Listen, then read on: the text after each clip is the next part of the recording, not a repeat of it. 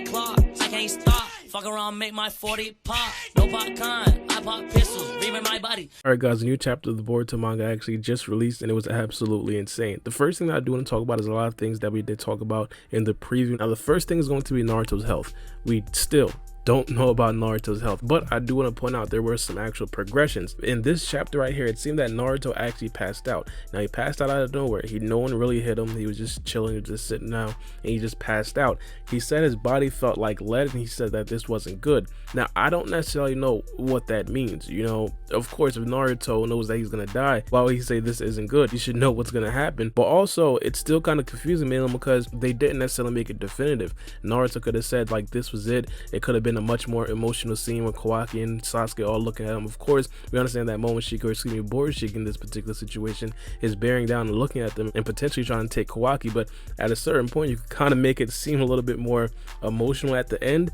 I think this could possibly mean that he's just passed out. We have absolutely no idea. What I talked about in the preview is that I didn't want to spill over in chapter 55, and lo and behold, it's spilling over in chapter 55. So hopefully we get to figure out exactly what's going on with Naruto in the next chapter. Now the next controversial thing about this chapter had to be Sasuke's Rinnegan. People didn't know if it was actually going to be going. In this chapter right here, Sasuke did not use the Rinnegan at all. A lot of times the Boruto writers don't even like to show Sasuke's Rinnegan film because it's so difficult to illustrate, and of course you have to understand that, but regardless, because of that, we don't even know how it looks. What's the state of it? Is it actually gone? From my vantage point right here, it looks like Sasuke's Rinnegan is actually gone. But I also do want to caution a lot of Sasuke fanboys out there, do not panic.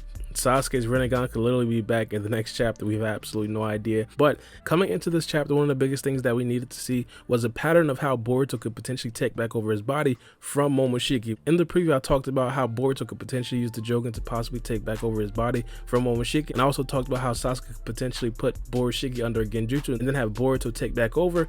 I thought whatever it was, if we do have a rhyme or reason to how Boruto can actually take back over his body, it would mean so much to Boruto. What we have to understand is that Boruto is going to have to answer to feudal lords. He's going to have to answer to other Kages, and I still don't think Boruto is necessarily out of the woods yet, but now we have the answer.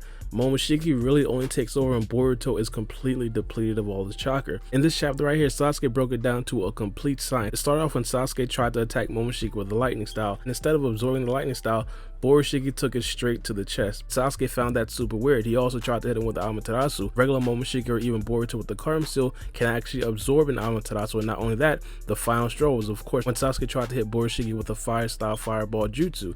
Now of course Sasuke immediately understood that, and that's one of the things that we absolutely love about Sasuke. Sasuke is not necessarily just a regular character or a regular strong character like a Naruto or something like that. Sasuke picks up patterns and is smart enough to actually utilize the patterns in battle, so that's exactly what he did right here. He basically uncovered the reason upon why Momoshiki was actually able to take over Boruto's body. Now I don't know how they're going to prevent that from actually happening in the future. Of course, if Boruto's on a very dangerous mission, of course Boruto's going to have to exhaust a lot of his chakra, and then Momoshiki will eventually take back over. So I'm not completely sure how that's going to be negated. One of the things that I do want to talk about is of course Boruto's mastery with the Karma Seal Maelum, because I think if he can actually master the Karma Seal, a lot of his moves and a lot of his abilities could potentially even be a lot more efficient in terms of actually conserving chakra. Momoshiki's power in this chapter wasn't necessarily as overwhelming as a lot of people thought it was going to be. One of the things that I do want to point out is the fact that this is not 100%. This is not Momoshiki final form Karma Seal. I thought that was going to be like on that level, and it might actually be. We have absolutely no idea, and I'll talk about that a little bit later,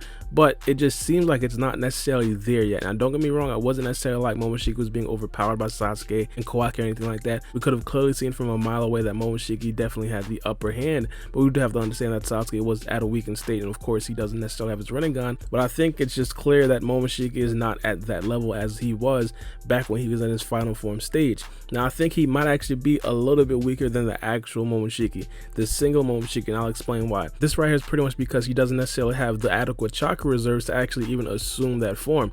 Now if you guys do recall, back when Jigen was being controlled by Ishigotsuki had the freedom to use Jigen's body however he wanted to, but because every time Momoshiki actually takes over Boruto's body, Boruto quite literally is on like the final 5% of his chakra. Of course Momoshiki is not going to be able to do a lot of the things that Ishigotsuki was able to do in Jigen's body, and it's going to be even more illuminating in this particular situation, man, because one of the biggest abilities that Momoshiki used to use back when he was actually alive was the absorption of chakra from his Rinnegan. Even though Boruto can actually do that with the karma seal, Momoshiki, as I said, can't necessarily do that minimum, because if he does that, Boruto will gain the adequate amount of chakra reserves to actually wake back up. We also found out Momoshiki's plan in this chapter as well. Now it seems like they're doing the whole thing over again. Of course, the Otsutsuki members, they're from the same clan, so they usually are most likely they're going to have the same ideas and the same goals and the same plans. Momoshiki in this particular situation wants to make a god tree as well. Momoshiki actually says that he's going to sacrifice Kawaki to the 10 tails to actually make the god tree. Now this right here is very important. I know a lot of you guys understand how the process works, but just for the people who don't really understand how the process works, to actually make a god tree, you need to feed an Otsutsuki member to a 10 tails. Of course, you have to wait 1,000 years for the god tree to be complete, and then the Otsutsuki member eats the chakra fruit. Momoshiki is essentially trying to do Ishikotsuki's plan backwards. Now, I'm not gonna lie to you guys, I respect the Otsutsuki clan, I respect what they are, and I respect how powerful they are. I just really wish the writers of the Boruto series would probably make an Otsutsuki member that's kind of different, that kind of deviates from this idea. Of course, we understand that power is everything and power rules the ninja world, and it seems like it rules the Otsutsuki world as well. It just seems a little bit too repetitive. Let me know what you guys think about that in the comment section below. But other than that, I mean, Kawaki put in work in this chapter. I want to give a huge round of applause to Kawaki. I can't clap me because it's probably gonna mess up the mic and the audio, but regardless, he was actually trading blows with BoruShiki. Now I do want to point out, Kawaki was clearly outmatched with BoruShiki. It wasn't necessarily anything too close, but he did kind of preoccupy BoruShiki to where Sasuke can actually get his bearings and then actually join the battle. Kawaki also set himself on fire. This right here is absolutely insane and something that's super Kawaki like. Kawaki would literally set himself on fire for a mission like this, and of course it was so sentimental because he was doing it for Boruto. One of the things that we absolutely know about Masashi Kishimoto is that he loves his flashbacks, and this chapter right here wasn't anything too different from that. There were multiple flashbacks, and especially in the scene when he actually set himself on fire, that right there made the scene feel more sentimental and of course a lot more emotional. BoruShiki in this particular point, or excuse me, Momoshiki at this particular point was completely confused. He didn't know what the hell was going on. I'm pretty sure he didn't even think that Kawaki would try to do such a thing, but that was actually smart. It was super smart. One of the best scenes in this chapter has to be BoruShiki hitting Sasuke with the vanishing Rasengan. Yesterday I understood that this was going to happen mainly because we did see it in the spoilers. I was super worried that they were going to make a mistake or something like that and have Sasuke just seem like super fodder. But now it makes sense. Sasuke earlier in the chapter said that he should conserve his chakra, so then he deactivated his Mangekyo Sharingan. If you guys understand, in a regular situation, if Sasuke has his Mangekyo Sharingan on, he could definitely detect chakra. This is made absolutely popular back when he did fight against Deidara, and he was utilizing the explosives that were extremely small, but of course Sasuke could have still seen the chakra that was infused in the micro explosives. But once I found out that that scene made actual logistical sense, I'm not gonna lie to you guys, it seemed like it was writing genius. Like, Masashi Kishimoto was definitely in his bag. Of course, we understand that Boruto himself used this ability of Momoshiki. In this chapter right here, Momoshiki also acknowledged that. Momoshiki told Sasuke, like, hey, this jutsu right here is pretty weak, but if you get hit in a vital spot, it'll definitely hurt. And it seemed like it hurt Sasuke as well. So that right there was definitely a very good scene. Now, another scene that I do want to talk about has to be Kawaki calling Momoshiki white eye. Now, this right here, you could just sense the troll. You could just sense the troll in the Boruto writers right now.